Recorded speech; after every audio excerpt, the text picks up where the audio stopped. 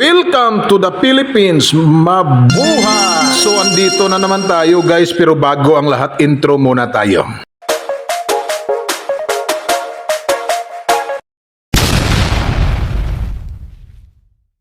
So ngayon guys, titingnan natin kung ano na ang nangyari doon sa ating binaluktot na kahoy kahapon. Successful kaya yon o failure? So titingnan na lang natin guys. Aba, kakaiba pala itsura niya, para lang nabalian ang buto kag inoperahan doon sa ospital. Ay, kung ano-ano naman tong pinagsasabi ko dito eh. So yan pala ang tawag niyan guys, mga clamp. So ang ginawa natin kahapon guys, in-slice natin yung kahoy, hinati natin sa dalawa kag dinagyan ng pandikit. Tapos binaluktot gamit ang mga clamps na yan. At yung guide natin, importante lahat yan para mabuo yung pangarap nating project. Hindi pangarap na love life mo ha. Ay, kung ano-anong iniisip mo dyan. Nag-antay tayo ng 4 na oras. Ganun po katagal ang pag-aantay guys. Bago mo mabuo ang pinapangarap mong project, mag-antay ka muna. Huwag kang magmadali. Hindi yung lahat na lang gusto mo, madaliin mo na. Uy, kuya, nagagalit ka na naman kuya dyan eh. Pero kailangan natin magmadali para hindi magalit yung mga viewers at mga followers natin dito sa Facebook. So ngayon, ito na pala yung itsura guys. Nakabaluktot na yung kahoy na straight kayo kanina, no?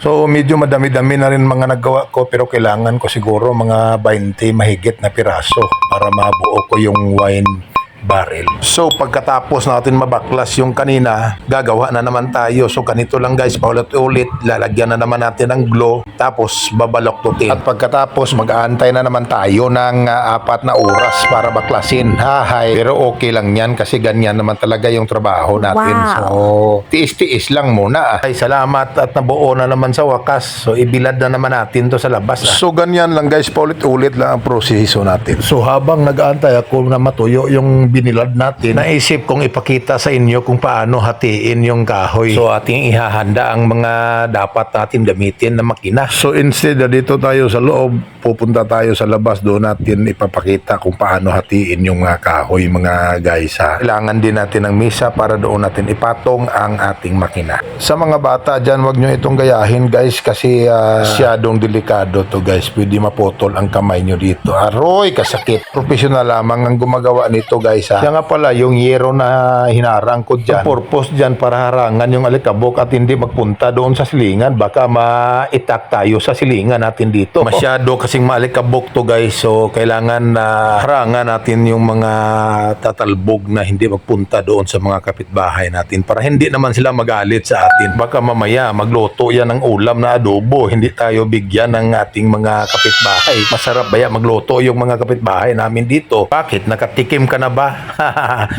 Hindi pa naman kasi hindi pa ako nabigyan. So guys, reminders lang sa tanan na gusto mag ganito din sa kanilang bahay. Extra careful lang no, kay talagang napakadelikado ng trabahong ito. It's very difficult and it's very dangerous, so you have to be careful to avoid any accidents and injuries. Okay? Parang sinapian na naman ito si Kuya sa espiritu ni Larry Bird. Nag-English na naman. Hoy, concentrate ka lang sa trabaho mo dyan. Baka madisgrasya ka. Hindi ka sige English. Mali naman yung English mo. Mahiya tayo dyan sa mga nakikinig at mga viewers natin Sige na nga, mag-Tagalog na lang tayo. Kasi dito naman tayo expert sa Tagalog. Hindi naman talaga ako magaling mag-English. Ay siya. Tama na yan. Balik na tayo sa ating ginagawa para mag-concentrate na tayo. Malapit na matapos to. Okay, kamo nga hindi pa nag-follow dyan. Mag-follow na kayo dyan sa page ko. Huwag na kayo dyan panood tapos hindi kayo mag-follow ha. Abangan nyo lang guys ang resulta sa project na ito guys. Magtatanong kayo guys kung kailan to matatapos. Yan ang di ko alam guys. Baka next year pa ito guys. So hanggang dito na lang tayo guys. Basta wag nyong kalimutan, kung meron kayong gagawin, extra careful lang mga kapatid. Because prevention is better than cure. Maraming salamat. Paalam. Hanggang sa muli. Bye-bye. Bye-bye.